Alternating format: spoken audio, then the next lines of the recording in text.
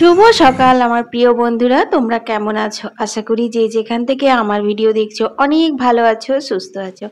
আসানসোল থেকে আমি অর্পিতা, তোমাদের অর্পিতা, ভোর 5টা থেকে তোমাদেরকে সাথে নিয়ে দিনের শুরুটা করে দিলাম। বন্ধুরা, আজকের ভিডিওটা সম্পূর্ণ দেখার অনুরোধ রইল। কিছু কমেন্টের উত্তর আজকে আমি তোমাদেরকে দেব, আর আমার ঘরের কাজের সাথে সাথে পুজো পাশা কি নিয়মে করি না নিয়মে করি সেটাও কিন্তু তোমাদের সঙ্গে আজকে শেয়ার করব। সকালবেলা ভোরবেলা উঠে মুখ হাত ধুয়ে বাসি কাপড় ছেড়ে নিয়েছি। তারপর প্রথম কাজ হচ্ছে আমার দৌড়ে জল মারুলি করা। এটা কিন্তু আমি বাসি কাপড়ে করি না, অনেক জায়গায় এরকম নিয়ম আছে যে এই জল মারুলিটা বাসি কাপড়েই করে, কিন্তু আমার শ্বশুর বাড়িতে কাপড় ছেড়ে করতে হয়, আমার বাবার বাড়িতেও কাপড় ছেড়েই করতে হয়। তো যাই হোক, ধরে জল মারুলি করার পর ঠাকুর ঘরে ঠাকুর প্রণাম করে নিয়ে তারপরে এই এক ঘটি তুলসী মন্দিরে জল দিয়ে দিই। এটা আমার প্রত্যেক দিনের কাজ, কারণ দিনের শুরুটা ভগবানের নাম নিয়েই করি যাতে সারা দিন ভালো যায়। এই তো, তারপর আমি চলে এসেছি এখন ফুল তুলতে। সবচেয়ে প্রথমে এই ফুলগুলো তুলবো, কারণ এই নয়নতারা ফুলগুলো অনেক পরিমাণে ফুটেছে। আর জানো তো, আমি তুলি বা না তুলি এগুলো তো বেশি দিন থাকে না না গাছে, খুব জোর 2 দিন থাকে। খুব জল পাচ্ছে বলেই 2 দিন থাকছে, না হলে তো পরদিনই মানে বাসি হয়ে ঝরে যায়। কিন্তু যেহেতু এই জায়গাটাতে আমাদের টাইম কলে জলটা অনেকক্ষণ পড়ে, সেই জন্য ফুলগুলো আমি দেখছি 2 থেকে 3 দিন বেশ সতেজ থাকছে। তো খুব বেশি তুললাম না, কারণ এই সবুজ সবুজ হলুদ গাছের মাঝখানে এই সাদা নয়নতারাটা দেখতে কিন্তু দারুণ লাগে। আর সকাল সকাল বন্ধুরা যদি ফুল তোলা হয় না, তাহলে দেখবে মনটাও খুব ভালো লাগে, খুশি খুশি লাগে। আর প্রকৃতির সাথে নিজেকে সকালবেলায় যদি একটুখানি সময় দিতে পারো, তাহলে দেখবে তোমার সারা দিন খুব চনমনে যায়। আর বাগানে অনেক পাখি ডাকে, মিষ্টি মিষ্টি হাওয়া, রোদ নেই, এই সময় যদি ফুল তোলা হয় দেখবে তোমার পজিটিভ এনার্জি খুব বেশি বৃদ্ধি পাবে, বাড়িতে সুখ সমৃদ্ধি হবে। এই তো, তো যাই হোক, এরপর দেখো আমি এখানে তুলে নিচ্ছি হচ্ছে ওই যে করবড়ি ফুল, এগুলোকে করবড়ি ফুলই বলে। তো তুললাম, তারপর দেখো এখানে আমি কয়েকটা বেলপাতা পেরে নিচ্ছি। এখন না তো অনেক বেলপাতা হয়েছে, তোমরা দেখে বুঝতেই পারছো কত সবুজ হয়ে আছে গাছটা। তো কচি কচি বেরিয়েছে আর বেশ হাতের নাগালে আছে। কিন্তু সবাই যদি এই ছোট গাছটা থেকে বেলপাতা পেরে নেবে, তখন তো সামনের বেলপাতাটা চলে যায়, তখন আবার লাঠি দিয়ে পাড়তে করতে আমাদের খুব অসুবিধে হয় গো। তারপর এখানে জবা গাছে জবা ফুল তুলে নিচ্ছি। ফুলগুলো এখনো ঠিকঠাক করে ফোটেনি, কারণ এখন অনেকটাই ভোর। জবা ফুলের একটা নিয়ম আছে, যতক্ষণ না সূর্যের কিরণ পড়ে ততক্ষণ কিন্তু ফোটে না। কিন্তু এই যে তুলে নিলাম, এগুলো কিন্তু সাজিতেই সূর্যের আলো পেলেই ফুটে যাবে। যেগুলো ফুটবার মতন থাকে সেইগুলোই কিন্তু তুলি, এমনি কুঁড়িগুলো তুলে নিলেই যে ফুটে যাবে সেটা কিন্তু হয় না। তোলার সময় দেখে বুঝতেই পারবে আধ ফোটা অবস্থায় থাকে জবা ফুল, সেইগুলো তুললে পরেই ফুটে যায়। যাই হোক, ফুল তোলার পর এক বালতি জল নিয়ে আমি তুলসী মন্দিরটা আগে ধুয়ে নিলাম, কারণ এই কাজটা যদি আমি সকাল সকাল না করি তাহলে করতে অনেক রোদ হয়ে যায়। আর কিরকম জানো জানো তো, বুক চরচর করে, মানে তুলসী মন্দিরটা যদি ওরকম ভাবে রোদে পড়ে না জল ঢালা না হয়, তাহলে আমার কিরকম একটা লাগে, মানে নিজের প্রতি ফিলিংস আছে যে আমাকে খুব গরম লাগছে, কিরকম একটা বড়সড় কাজ হয়নি এইরকম টাইপের লাগে। যেহেতু আমাদের এই যে সিমেন্টের উঠোনটা দেখছো, এটা প্রত্যেক দিন ধোয়া হয়, তোমরা তো জানোই। তো সেই জন্য আর কি। তারপর দেখো এখন আমি ঠাকুরের বাসনগুলো মেজে নিচ্ছি। এক্ষেত্রে আমি বলে রাখি, আমি কিন্তু সন্ধে দিই যখন, তখন কিন্তু ঠাকুরের আটন থেকেই বাসনগুলো নামিয়ে রাখি। আমাদের গোপাল আছে, গোপালকে শয়ন দিই, খাবার দিই, তখনই কিন্তু আমি একবারই বাসন কুসনগুলো সব ঠাকুরের আটন থেকে নামিয়ে রাখি। তার জন্যই কিন্তু আমি এখন কাপড় ছেড়ে বাসনগুলো ধুয়ে নিচ্ছি। যদিও এই বাসনগুলো আর একবার পুজো করার সময় টাটকা জলে ইয়ে করা হবে, জল বোলানো হবে, তবুও তেঁতুল দিয়ে মাজার কাজটা করে নিলাম। কারণ অনেকে আমি দেখেছি স্নান টান করার পর ঠাকুরের বাসনগুলো তেঁতুল দিয়ে বসে বসে মাজে। তো আমাদের বাড়িতে সেই সিস্টেমটা নেই, আমরা সকালেই কিন্তু বাসনগুলো মেজে নিই। তারপর দেখো এখানে আমি তুলে নিচ্ছি এখন তুলসী পাতা। তো তুলসী পাতা আমি কিন্তু একদম নিষ্ঠাভাবেই সকাল থেকে রয়েছি, সেই জন্য তুলসী পাতাটা তুললাম। না হলে কিন্তু যদি টুকটাক রান্নাঘরের কিছু কাজ টাজ সেরে ফেলি, তাহলে কিন্তু আমি তুলসী পাতাটা স্নান টান করার পর তুলি, তুলসী গাছে আমি হাত দিই না।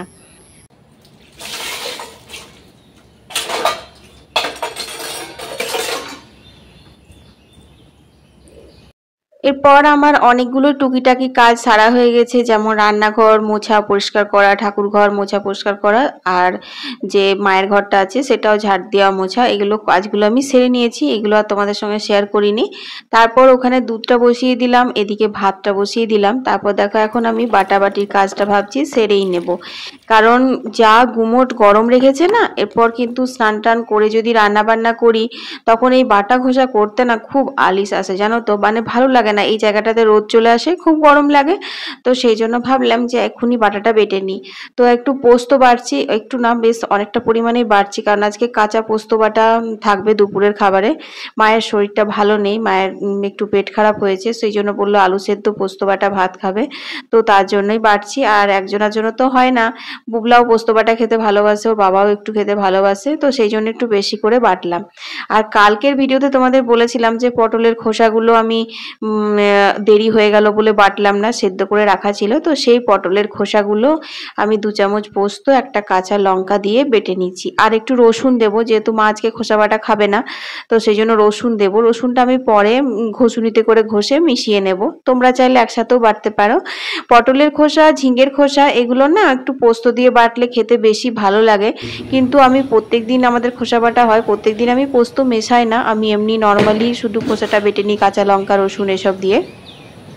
তারপর তেলের ওপরে কালো জিরে ফোড়ন দিয়ে ওটা একটু ভাজা ভাজা করে নাড়াচাড়া করে নিলে কিন্তু খেতে খুব ভালো লাগে। তো ঘরের মোটামুটি বাসি কাজগুলো সবই হয়ে গেছে, ভাতটাও নামিয়ে নিয়েছি। এরপর দেখো আমি কেচে নিলাম, কারণ এখন আমি স্নান করতে যাব। আর এখন কিন্তু বাজে হচ্ছে 8টা 10 মতো, কারণ আমার বুবলার বাবা এখনো পর্যন্ত ডিউটি যায়নি, ও ডিউটি বেরোবে। তো যাই হোক, এখন কাচাকুচিগুলো মেলে নিলাম, এরপর আমি বুবলার বাবাকে একটু বাই করে দেবো, তারপর স্নান করে চলে আসবো। শীতল পাটি তারি যত্নে উঠুন হয় মনের মাটি, প্রেম সাদায় কালোয় বোনা শীতল পাটি তারি যত্নে উঠুন হয় মনের মাটি, সে যে যত্নে আঁকা সে যে স্বপ্নে ধোয়া, তাকে বানায় সোনা অনুরাগের ছোঁয়া। স্নান টান করে চলে এসেছি। আর তোমাদের তো সকালেই বলেছিলাম যে এই বাসনগুলো আমি আরেকবার জল বোলাই, তো দেখতেই পাচ্ছ এখন আমি কিন্তু পাম্প চালিয়েছি। আর আমি কিন্তু তোমাদের এর আগের ভিডিওতে অনেকবারই বলেছি যে আমরা কিন্তু টাঙ্কির জলে পুজোর কাজ করি না, পুজোর কাজের জন্য আমরা পাম্প চালিয়ে ডাইরেক্ট যে টিউবওয়েল থেকে জলটা ওঠে সেটাই নিই, এটা হচ্ছে ডাইরেক্ট কল। তো সেই জলে এখন আমি বাসন কুসন সমস্ত জল বুলিয়ে নেব। আর এখানে ফুলগুলো ধুয়ে নিচ্ছি। এবার আমি বলি, শম্পা মণ্ডল বলে আমাকে এক দিদিভাই কমেন্ট করেছে যে দিদিভাই ফুল ধুয়ে পুজো দিতে নেই। তো ফুল ধুয়ে যে পুজো দিতে নেই সেটা আমার জানা ছিল না, কারণ আমার বাবার বাড়িতেও নিয়ম হচ্ছে ফুল বেলপাতা সমস্ত কিছু ধুয়ে তারপর পুজো দেওয়া। আর আমার শ্বশুর বাড়িতেও এটাই নিয়ম যে ফুল গাছ থেকে তুলে তারপর সেই ফুল পরিষ্কার করে ভালো জলে ধুয়ে তারপর পুজো দেওয়া। তো যাই হোক, ইউটিউবে ভিডিও পোস্ট করাতে অনেক জায়গাকার অনেক নিয়ম আমি জানতে পারছি। তো আমরা কিন্তু সবাই আমাদের নিজেদের নিয়ম অনুযায়ী এই পুজো পাশাগুলো করে থাকি, মানে ঘরের যে নিত্য পুজো আচার নিয়ম সেগুলো কিন্তু আমরা নিজেদের বাড়ির অনুযায়ী করে থাকি। আর সেটা কিন্তু করাও উচিত, কারণ আমাদের পূর্বপুরুষরা আমাদের গুরুজনরা যে নিয়মটা বানিয়ে গেছে সেটা অবহেলা করে কখনোই জীবনে ভালো হওয়া যায় না, কখনোই জীবনে উন্নতি করা যায় না। তারও মধ্যে যদি মানে কোনো এরকম নিয়ম হয় যেটা করলে পরে সংসারে ভালো হবে, সংসারে উন্নতি হবে, তখন সেই ক্ষেত্রে আমরা সেই নিয়মটা অবশ্যই পালন করে থাকি, তাই না? তো দেখো এরপর আমি কিন্তু গোপুসোনাকে স্নান করিয়ে দিয়েছি, তোমাদের সেই ভিডিওটা শেয়ার করিনি। তারপর আমি ভালো জামা পরিয়ে একটু সেন্ট মাখিয়ে দিলাম, কারণ গোপাল ঠাকুর সাজুগুজু করতে সেন্ট মাখতে এগুলো কিন্তু খুব পছন্দ করে, সেই জন্য একটু সেন্ট দিয়ে দিলাম। তারপর দেখো এখানে আমি চন্দন বেটে নিয়েছি, প্রথমে চন্দনের টিপ পরিয়ে দিলাম, তারপর তুলসী পাতা চন্দন দিয়ে গোপুসোনাকে নিবেদন করছি, কারণ গোপুসোনার কিন্তু ফুলের চেয়েও বেশি প্রিয় এই তুলসী পাতা দেওয়া চন্দন দিয়ে, মানে তুলসী পাতা আর কি। তো সেটাই দিয়ে দিলাম। তারপর দেখো এখানে দুটো গোপাল ঠাকুর দেখছো। এবার তোমরা যারা আমার রেগুলার ভিউয়ার্স, যারা আমার পুরনো ভিউয়ার্স, তারা হয়তো বলবে যে দুটো গোপাল ঠাকুর কেন। আসলে এই ছোট্ট গোপাল ঠাকুরটা আমার মেজো ননদের বাড়ি থেকে দিয়ে গেছে, ওরা বাইরে গেছে, তো সেই জন্য গোপালকে এখানে দিয়ে গেছে। আর আসল কথা হচ্ছে এই গোপালটা কিন্তু আমার শ্বশুরবাড়িরই, মানে এখানকারই গোপাল। যখন ওই গোপালটা আনা হয়েছিল তখন মা এটা ননদকে দিয়ে দিয়েছিল। তো এই গোপু সোনা যখন আসে তখন আমার খুব ভালো লাগে, কারণ প্রথম গোপাল সেবা কিন্তু আমি এই ছোট্ট গোপালটাকে দিয়েই শুরু করেছিলাম। বিয়ের পর এসে দেখি গোপাল ঠাকুর এমনি রাখা আছে সিংহাসনে। তো মা তো সেবা করতো না। মাকে যখন বলেছিলাম একবার আমি যে এরকম গোপাল ঠাকুরকে বলে যে দুবেলা খাবার দিতে হয়, জামা কাপড় পরাতে হয়, তখন বলেছিল মা যে এটা অন্য, ও সব গোপাল অন্য হয়, এই গোপাল না। তো তারপর আমার দিদা শাশুড়ি একবার আমাদের বাড়ি এসেছিল, তখন দিদা বলেছিল গোপালকে একটা জামা টামা পরাবি আমাকে। তখন আমি বলেছিলাম মা এরকম বলেছে, তখন বলছে আচ্ছা ঠিক আছে আমি বলবো। তারপর দিদা মাকে বলার পর মা তখন থেকে গোপাল সেবাটা শুরু করেছিল, মানে আমি শুরু করেছিলাম আর কি, আমিই করতাম। এখন তো মাও করে, কারণ গোপালের এটাই মহিমা, গোপাল সবার মন জয় করে নিতে পারে। তো আমাদের গোপালের অনেক অলৌকিক ঘটনা আছে, সেগুলো না হয় অন্য একদিন তোমাদেরকে শোনাবো অন্য ভিডিওতে। তো দেখো তারপর আমি কিন্তু শিব বাবাকে জল দিয়ে দিলাম। এবার দুটো শিব দেখে তোমরা মনে করো না যে একটা ননদের শিব, এই দুটো শিব কিন্তু আমাদেরই শিব, মানে আমাদের বাড়িতেই থাকে। তো একটা শিবলিঙ্গ একটা ছোট ছিল, তো ওটা এক বছর মা হাত থেকে পড়ে মানে ভেঙে গেছিল। তারপর মা কাশী বেনারস গেছিল, আমাদের সাথে না, আমরা যাওয়ার আগে ননদদের সাথে ঘুরতে গেছিল, সেখান থেকে আবার এই যে আমি পুজো করছি এই ছোট শিবলিঙ্গটা নিয়ে এসেছিল। তো যাই হোক সেটারই এখন পুজো দিচ্ছি আমরা। যদিও আমি অনেকজনের জায়গায় শুনেছি যে মানে দুটো শিবলিঙ্গ বাড়িতে রাখতে নেই, একটা রাখতে হয়, কিন্তু কি করব বলো, এতদিন ধরে পুজো করে আসছি, নিয়ে মনে হয় না যে মন্দিরে দিয়ে আসি বা কোথাও দিয়ে আসি। তো সেই জন্যই আর কি পুজো দিচ্ছি।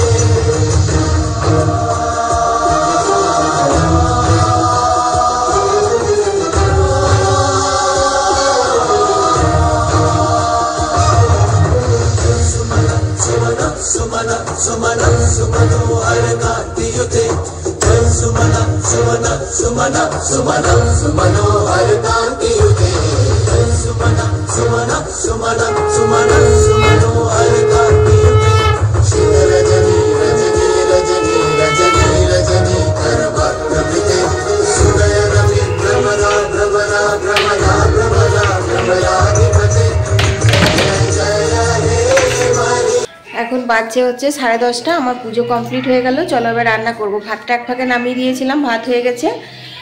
পটল করব আর একটু ডাল করব। বাটাবাটি তো করেই নিয়েছি, তোমাদের সঙ্গে তো শেয়ার করেই দিলাম। তো যাই হোক চলো এখন কিছু খেয়ে নিই, কারণ সোমবার মঙ্গলবার পরপর দুদিনই বুঝতে পারছি উপোসবার। তো খেয়ে দিয়ে তারপর রান্না করব। তো জলখাবার খেতে আর করতে আমার বেজে গেল হচ্ছে 11টা। আর 11টার সময় আমাদের তো টাইম কলে জল আসে, তোমরা জানোই। তো ওইদিকে কলের জল চলে এসেছে, তো পাইপটা লাগিয়ে বড় ড্রামটাতে দিয়ে দিয়েছি। ততক্ষণে দেখো এখানে চিংড়ি মাছটা বেছে নিচ্ছি। তো যদিও আমি চিংড়ি মাছটা অনেকবার জল নিতে তারপর কিন্তু আমার বাছা কমপ্লিট হয়েছিল, কারণ চিংড়ি মাছ বাছতে তো অনেকটা সময় লাগে, আর এতগুলো মাছ একসাথে খোসা ছাড়ানো অনেকটাই সময় লেগেছে। তো সকালবেলা না আমি ভুলেই গেছিলাম একদম যে চিংড়ি মাছটা বাছতে হবে, তাহলে কিন্তু আমি স্নান করার আগেই চিংড়ি মাছ টাছ বেছে, মানে চিংড়ি মাছ না যে কোনো মাছ থাকে সেগুলো ধুয়ে বেছে নুন হলুদ মাখিয়ে নিই। তো চলো বন্ধুরা ঘরের কাজগুলো সারতে সারতে তোমাদের কয়েকটা কমেন্টের উত্তর দিয়ে দিই। শম্পা দাস লিখেছে, অর্পিতা তোমার ভিডিও দেখতে আমার খুব ভালো লাগে, কিন্তু আমি তোমার ভিডিওতে রোজ দিন কমেন্ট করি না, আজকে করলাম, আমার নামটা নিলে আমি অনেক খুশি হব। তো এই যে দিদিভাই বা বনু যেই হও, তোমার নামটা নিয়ে নিলাম, আর তোমাকে অনেক অনেক ধন্যবাদ গো আমার ভিডিওতে কমেন্ট করার জন্য। সাথী গোস্বামী লিখেছে শিলিগুড়ি থেকে, দিদিভাই তোমার ভিডিও দেখতে অনেক ভালো লাগে, আর শিলিগুড়িতে তো তোমার অনেক ফ্রেন্ড ফলোয়ার্স হয়ে গেছে, তুমি একবার শিলিগুড়ি অবশ্যই মিট আপ ভিডিও রাখো। তো তো যদি কখনো সেরকম সম্ভব হয় শিলিগুড়ি যদি আসি অবশ্যই সবাইকে জানাবো, কমিউনিটি পোস্ট দিয়েই যাব। থ্যাংক ইউ সাথী আমাকে কমেন্ট করার জন্য। এর পরের কমেন্টটি হচ্ছে মঙ্গলা দিদিভাই লিখেছে, অর্পিতা তোমার রান্নাবান্না দেখতে অনেক ভালো লাগে আর তুমি কত পরিপাটি করে সাজিয়ে গুছিয়ে কাজগুলো সংসারের করো, দেখে খুব ভালো লাগে। থ্যাংক ইউ দিদিভাই এত সুন্দর কমেন্ট করার জন্য। এর তারপরের কমেন্টটি হচ্ছে মুর্শিদাবাদ থেকে সন্ধ্যা দিদিভাই লিখেছে, অর্পিতা তোমার ভিডিও দেখতে অনেক ভালো লাগে, আমি তোমার ভিডিও ফেসবুক ইউটিউব দু জায়গা থেকেই দেখি। তো থ্যাংক ইউ সো মাচ আমাকে ফেসবুক আর ইউটিউব দু জায়গা থেকেই ফলো করার জন্য সন্ধ্যা দিদিভাইকে অনেক অনেক ধন্যবাদ। অর্পিতার তরফ থেকে অনেক অনেক ভালোবাসা। তো বন্ধুরা দেখো আমি কিন্তু তোমাদের সাথে কথা বলতে বলতে ঘরের কাজ করতে লেগে গেছি, মানে কলের জলগুলো নেওয়া হয়ে গেল। অনেক দিন ধরেই মাটির হাঁড়িটা ধোয়া হচ্ছিল না, জল ঢালা হচ্ছিল। তো আজকে ধুয়ে মুছে পোশাক করে আবার নিয়ে নিলাম। অনেক দিন বলতে 2-3 দিন, প্রত্যেক দিন পাল্টে পাল্টে নিলে তো খুবই ভালো হয়, কিন্তু প্রত্যেক দিন হয় না, ওই মাঝে 1-2 দিন গ্যাপ দিয়ে তারপর নিই, এই তো। আর বেড়ালটা ঘুরঘুর করছে। কালকে পরশু দিনকে জানো তো বউকে দেওয়ার জন্য এক পিস মাছ রেখেছিলাম, এমনভাবে মানে গ্যাসের ওপর থেকে তুলে খেয়েছে, মানে বাটিটাও ফেলেনি। বাটিটা ফেললে তো আওয়াজ হবে, আমি বুঝতে পারবো, শুধু হাতে করে যেরকম টুক করে মাছটা তুলে নেওয়া হয় সেরকম তুলে খেয়েছে বসে বসে। রান্নাঘরে একটু কাটা পড়েছিল তাই বুঝতে পারলাম, আর পুরো বাটিতে ঝাল দেওয়া, বাটি সমস্ত রাখা আছে। তো রান্না বান্না হয়ে গেছে, চলো তোমাদের সঙ্গে শেয়ার করি কি কি রান্না করলাম। একটাই তো ফোন, তো সেই জন্য ফোনটা বুবলা নিয়েছিল, তার জন্য রেকর্ডিং হয়নি। তবে আজকে চিংড়ি মাছটা পটল দিয়ে একদম অন্যরকমভাবে বানিয়েছিলাম, ভেবেছিলাম লাইভ শেয়ার করব। তো যাই হোক হলো না, থাক ঠিক আছে। এখন বাজে হচ্ছে তোমার 12টা 20 মতো। তো যাই হোক রান্নাটা সেরে নিয়েছি। আমি ভাবছিলাম আজকে বোধহয় রান্নাটা হবে না তাড়াতাড়ি করে। তো চলো কি কি রান্না করলাম তোমাদের সঙ্গে শেয়ার করে দিই, তারপর একটু বসবো, বুলা বাবা এলে খাওয়া দাওয়া। তো এখানে আজকে আম ডাল করেছি, এই যে কাঁচা আম দিয়ে ডাল করেছি, অনেকদিন পর করলাম ডালটা। আম ডাল খেতে খুব ভালো লাগে। আর এক যে কাঁচা পোস্ত নুন তেল দিয়ে একটু ফুটিয়ে নিয়েছি বেটে। আর এখানে কয়েকটা আলু সেদ্ধ করা আছে, দেখি রাত্রে যদি পাঁপড় আলু দম হয় তো করবো। আর এইখানে দেখো পটলের খোসা বাটা করেছি, পোস্ত দিয়ে রসুন দিয়ে করেছি আজকে। আর এইখানে হয়েছে তোমার সেদ্ধ এই যে করলা সেদ্ধ আর আলু সেদ্ধ। সো আলু সেদ্ধ করলা সেদ্ধ আজকে সেদ্ধই করেছি। আর এখানে মায়ের ভাতটা এই যে ঠান্ডা হতে দিয়েছি। এই যে স্পেশাল পটল চিংড়ি পুরো পেঁয়াজ রসুন দিয়ে মাংসের মতো করে করেছি। রেসিপিটা তোমাদের সাথে লাইভে শেয়ার করার খুব ইচ্ছে ছিল, দেখো গন্ধটা উড়ে যাবে, ঢাকা দিয়ে দিই। হে বৃষ্টি বৃষ্টি বৃষ্টি,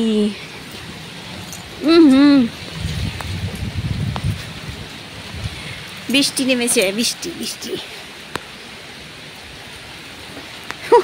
সব পড়ে যাচ্ছে। ইস, পাইপটা একটু খুলে রাখিস নি। রান্না বান্না হয়েছে আর এখন দেখো বৃষ্টি নামিয়েছে টিপ টিপ টিপ। এটা যদি একটু স্নান করার আগে হতো, মা অন্যদিন তো আমি এই সময় স্নান করি, তাহলে একটু ভিজে নিতাম, কিন্তু এখন আর ভিজতে ইচ্ছা করছে না। এমনি তো ঠান্ডা করে বসেছিলাম, লোডশেডিং হয়ে গেল। পাইপটা স্নান করেছি কিন্তু পাইপটা খুলেনি। আজকে বুবলার রাগ হয়ে গেছে, রাগ। নিজে আজকে ব্রেকফাস্ট বেড়ে খেয়েছে, নিজে খাবার বেড়ে খেয়েছে। যখনই মাথায় জল পড়বে তেল পড়বে তখনই ভাত চাই। 12টার সময় রান্না হলো, 12:15 বাজছিল। স্নান করেছে পেছে খেতে দেবে, আমি বললাম না, বেড়ে খেলো। ওই দেখো রাগ হয়েছি। এখন ফ্রিজে নিজেই ঠান্ডা ঠান্ডা জল ভরেছিল, সেই জল এখন খাচ্ছে। আমি বলে দিয়েছি যে আর তো বোতল ভরবো না, বোতলগুলোকে জলগুলো আমি ফিল করব, আর ও খাবে, খেয়ে খেয়ে সব আলাদা আলাদা মানে জায়গায় ছিটিয়ে রাখবে, যেখানে খাবে বোতল সেখানে পড়ে থাকবে। নিয়ে ব্রেকফাস্ট করে নিয়েছে, তারপরে দেখছি সব বোতলগুলো খালি, একটাও ভরিনি। নিয়ে একটা ছোট্ট মতন বোতল ভরে ফ্রিজে রেখেছিল, সেটা বের করে এখন জল খাচ্ছে। চলো বৃষ্টি আসবে না, ওই ঘিনি ঘিনি টিপটাপ পড়বে, এই তো। এই যে দেখেছো জল ভরতে অনেক কিছু লাগে বাবা, শুধু শুধু হয় না। চলো ঘরে বসি গে একটু।